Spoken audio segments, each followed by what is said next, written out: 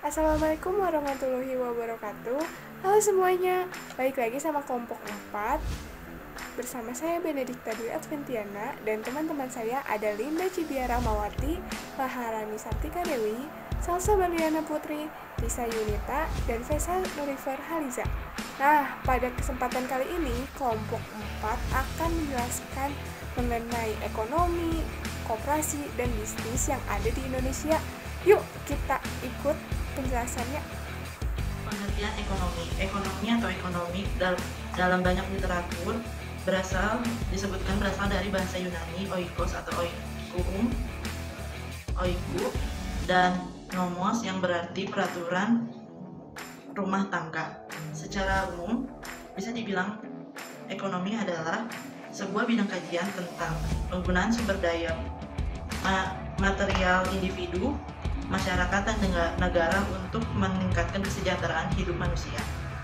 Menurut para ahli, yang pertama, Abraham Maslow, ekonomi adalah salah satu bidang pengkajian yang mencoba menyelesaikan masalah keperluan asas kehidupan manusia melalui pengembangan segala sumber ekonomi yang ada dengan berasaskan prinsip serta teori tertentu dalam suatu sistem ekonomi yang dianggap aktif dan efisien.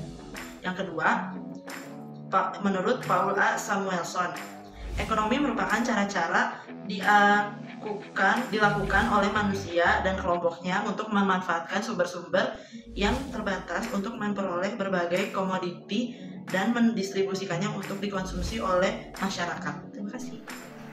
Nah, teman-teman masuk ke bagian koperasi. Teman-teman tahu nggak sih koperasi itu apa? Koperasi ini terdiri dari ko dan operasi. Ko sendiri artinya bersama, operasi artinya bekerja. Jadi, koperasi adalah bekerja bersama-sama. Otomatis tidak ada satu pihak yang bekerja sendirian. Contohnya, tidak ada yang pengurus saja yang hanya terlibat dalam kepengurusan koperasi, atau cuma beberapa orang saja, tidak, tapi semuanya terlibat karena di sini semuanya bisa memeluk tangan, artinya bisa saling terlibat satu sama lain. Nah, koperasi ini memiliki sebuah tujuan, yaitu tergantung kembali lagi kepada anggota koperasinya sendiri. Tujuannya mau seperti apa itu balik lagi nanti ke anggota koperasi itu sendiri yang saling melibatkan satu sama lain, saling berinteraksi dan menghasilkan sebuah tujuan yang ingin dicapai bersama-sama. Nah, bisnis terbagi menjadi 3 bagian. Yang pertama, secara umum, suatu organisasi yang menghasilkan dan menjual produk atau jasa yang dibutuhkan konsumen pada tingkat keuntungan tertentu. Yang kedua, secara ilmu ekonomi, bisnis adalah suatu organisasi yang menjual barang atau jasa kepada konsumen atau bisnis lainnya untuk mendapatkan laba. Yang ketiga, secara historis, kata bisnis berasal dari bahasa Inggris business dan dari kata dasar bushy yang berarti sibuk. Dalam konteks individu, komunitas, ataupun masyarakat, dalam artian sibuk mengerjakan aktivitas dan pekerjaan yang mendatangkan keuntungan. Definisi bisnis menurut para ahli. Yang pertama, menurut Wattkew, bisnis sebagai suatu sistem yang memproduksi barang dan jasa untuk memuaskan kebutuhan masyarakat. Yang kedua, menurut Glowstead and Lowry, bisnis merupakan sekumpulan aktivitas yang dilakukan untuk menciptakan sesuatu dengan cara mengembangkan dan mentransformasikan berbagai sumber daya menjadi barang atau jasa yang diinginkan oleh konsumen. Yang ketiga, menurut Mahmud Majfud, bisnis adalah usaha perdagangan yang dilakukan oleh sekelompok orang yang terorganisasi untuk mendapatkan laba dengan memproduksi dan menjual barang atau jasa untuk memenuhi kebutuhan konsumen. Dan terakhir, menurut Hughes dan Kafor, bisnis ialah suatu kegiatan usaha individu yang terorganisasi untuk menghasilkan dan menjual barang dan jasa guna mendapatkan keuntungan dalam memenuhi kebutuhan masyarakat. Kondisi bisnis Indonesia sebenarnya merupakan negara yang menjanjikan dari perspektif ekonomi makro. Tetapi negara ini juga memiliki lebih banyak risiko dibandingkan berinvestasi atau berbisnis di negara maju. Hal tersebut disebabkan oleh dinamika politik, sosial budaya yang terjadi di negara ini. Indonesia memiliki komoditas yang berlimpah seperti batu bara, emas, dan gas. Tetapi, efek sampingnya yaitu ketergantungan negaranya pada komoditas mentah untuk kegiatan ekspor. Pengembangan industri hilir masih kurang meskipun pemerintah pusat Indonesia saat ini sedang berupaya untuk mendorong perkembangan industri hilir ini. Ada berbagai guncangan atau perkembangan ekonomi makro yang dapat membahayakan stabilitas ekonomi di Indonesia, dan karena itu mengancam dan merusak investasi atau bisnis di negara ini. Misalnya, inflasi yang tinggi, nilai tukar rupiah yang depresiasi berat, naiknya tingkat kemiskinan, perlambatan pertumbuhan PDB, meningkatnya pengangguran, atau ketidakstabilan fiskal karena pelebaran defisit transaksi berjalan atau penerimaan pajak yang lemah. Di Indonesia, kondisi koperasi tidak menggembirakan. Di antara tiga pelaku perekonomian, koperasi adalah sektor yang paling memprihatinkan. Lebih belinik lagi, Kasianto beranggapan bahwa koperasi sebagai anak lemah mental. Julukan seperti itu sah-sah saja, tetapi terapi yang digunakan hendaknya tidak dilakukan oleh semangat yang bermental lemah. Pembentukan BUUD, Badan Usaha Unit Desa, Koperasi Kredit, Kopdit, dan KUD, Koperasi Unit Desa, yang dipelopori oleh pemerintah dan LSM bukan membantu masyarakat melainkan mengganggu.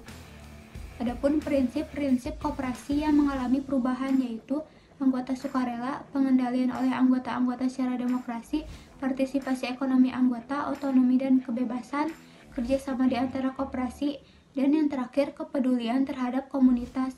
Selanjutnya ada faktor-faktor penghambat koperasi di Indonesia.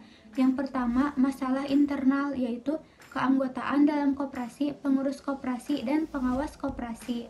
Dan yang kedua, masalah eksternal, yaitu iklim yang mendukung pertumbuhan koperasi belum selaras dengan kehendak anggota koperasi, seperti kebijakan pemerintah yang belum jelas dan efektif untuk koperasi.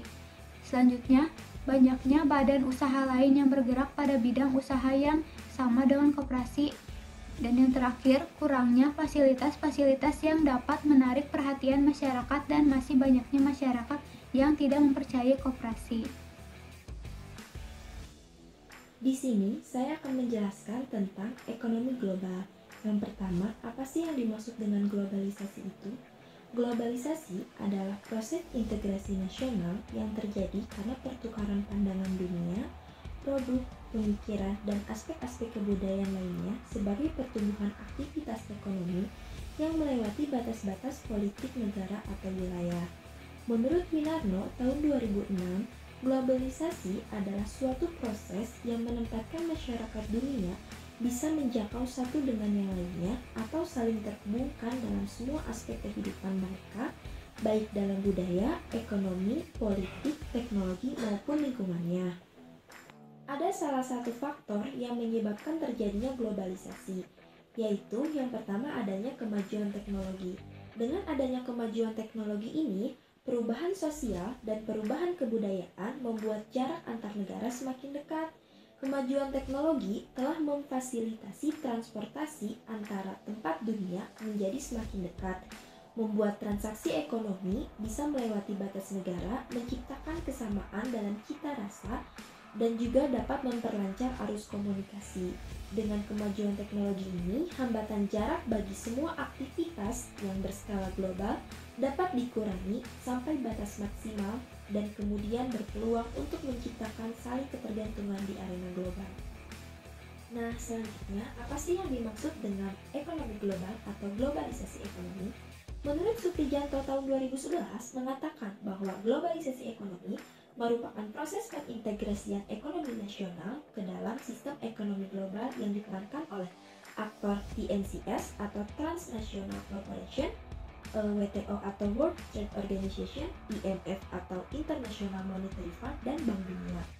Globalisasi ekonomi ini berdampak pada hukum ekonomi nasional, yaitu harus tampil sebagai mekanisme pengintegrasi yang dapat mengharmonisasikan berbagai kepentingan internal bangsa, kepentingan nasional dan internasional, juga antar sektor kehidupan nasional.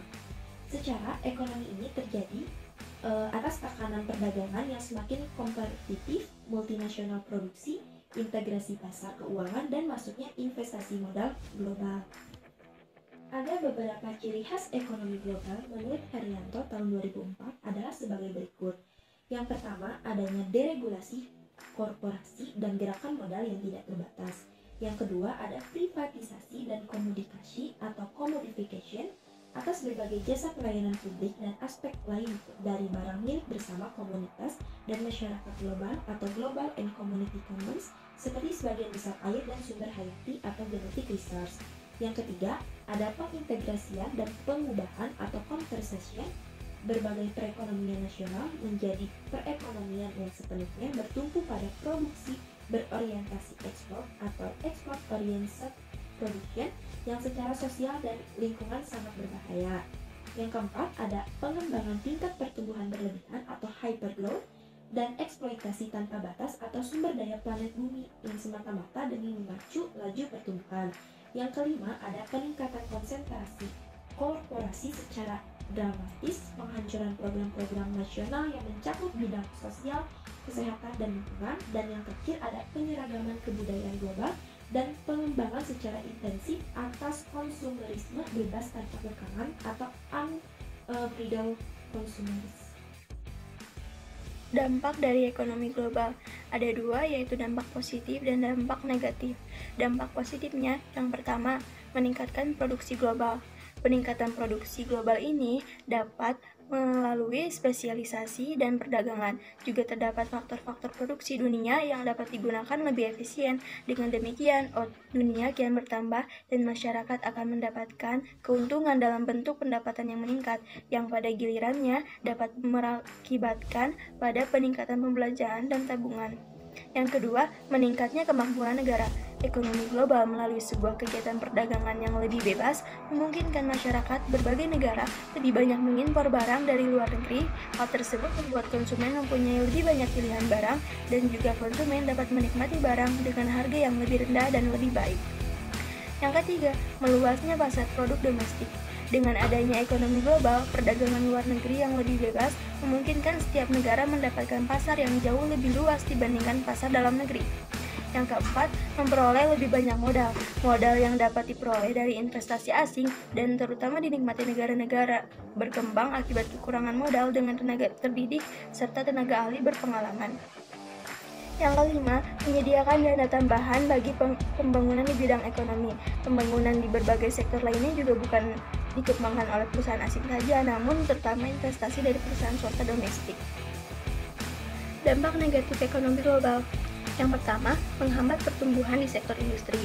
Adanya ekonomi global dapat menyebabkan negara-negara berkembang tidak bias lagi memakai tarif tinggi untuk memproteksi industri yang baru saja berkembang, sehingga perdagangan luar negeri yang cukup bebas menimbulkan hambatan bagi negara berkembang dalam memajukan sektor industri. Yang kedua, neraca pembayaran menjadi lebih buruk. Ekonomi global menaikkan barang-barang impor. Sebaliknya, jika suatu negara tidak mampu bersaing, maka ekspor tidak akan berkembang. Kondisi ini dapat saja memperburuk neraca pembayaran. Yang ketiga, sektor keuangan semakin tidak stabil. Arus investasi portofolio yang semakin besar menjadi salah satu efek dari globalisasi.